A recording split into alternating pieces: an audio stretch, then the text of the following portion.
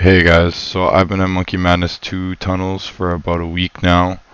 I kind of just wanted to show you guys the things that I learned and things that held me back and I wasted a lot of time on. So this is Baked Goot's guide on Monkey Madness 2 tunnel.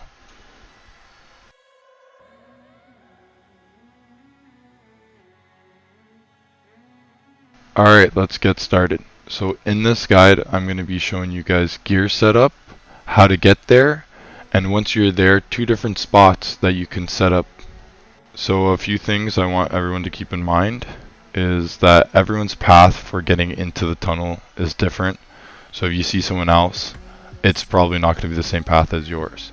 And if you are chinning and you do happen to die, you will lose all your chins. And it happened to me. I lost about 10 million chins. And I was not a happy camper because 10 million chins could have brought me up a couple levels for sure.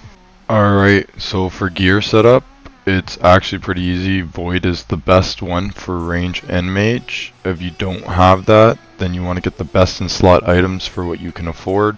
I didn't have Void, so I went with full Ancestral. So some things that I would have changed myself was I would have put more prayer items on. Maybe changing out the boots for Devo boots, changing the ring out for the Ring of Gods, and getting maybe a skill cape, trim skill cape, because it has prayer bonus.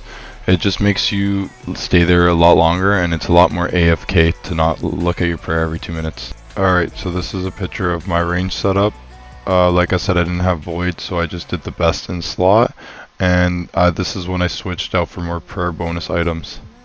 So getting there, everybody should at least know how to get to this point. This is where it got a little confusing to me because I forgot my path, so I probably wasted about 45 minutes to close to an hour just trying to find the path that I went through, because it is unique for everybody for when they do the quest. So what I've just resorted to doing was going to the agility side. I have 64 agility and I was using Summer's Pie, and it was like a 1 out of 2 chance that I'd get there on the first try. On this run I got really lucky, but there's times where I've tried it for about 15 minutes and I couldn't make it across. And I also believe this is unique for everybody too.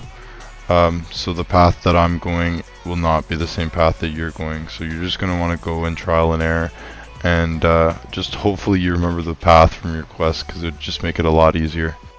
Alright, so some things you want to keep in mind as well is depending on what you're training. If you're training range, you want to make sure that you have potions. I brought divine ranging potions with me when I went, and if you're bursting, you want to make sure that you have an imbued heart or at least magic potions, because it really does make a big difference on experience per hour. Also in this guide I'm going to be showing you a faster method. It's when you get 2 alt accounts and you shuffle them right in front of the monkeys. What this does is automatically stacks them all, and it just allows me to get all my experience without having to run around and stack them myself. So with these stacking accounts, I actually found a service that I paid with RSGP, and it was 2 mil an hour, and this guy pretty much stacked all the monkeys for 3 hours.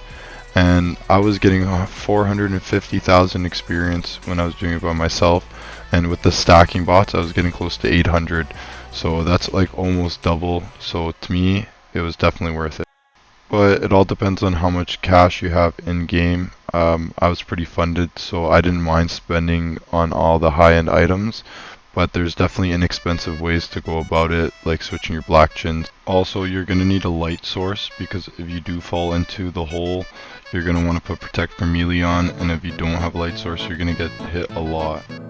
Alright, so it's looking like my character's almost at the spot.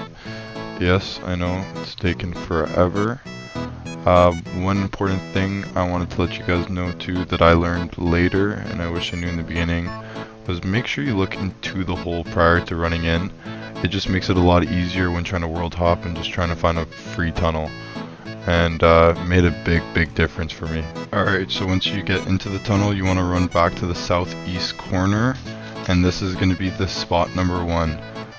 So this one worked the best for me for when I was bursting. I found that I didn't need to stack them, and they were just attacking me from all sides, so I was hitting more 3x3 tiles as you see than if I were to go hide in the corner. Okay, now on to spot number 2. So you're just going to want to stand on that tile where I am right now, and right now I actually have the alts stacking them for me. But if you do not have alts to do that, you're just going to want to go back and forth on the tiles that you see them doing right now. And what that's going to do is stack them yourself. And you're going to want to make sure you have run on, because it definitely doesn't work if you don't. So at this point, you just want to pick up any prayer potions that you do see on the floor and pot up. Alright guys, well this is the end of my guide. I hope that I've helped someone.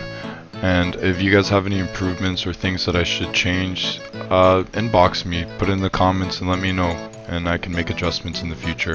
Thanks so much, and this is Monkey Madness 2 Tunnels with Baked Coots.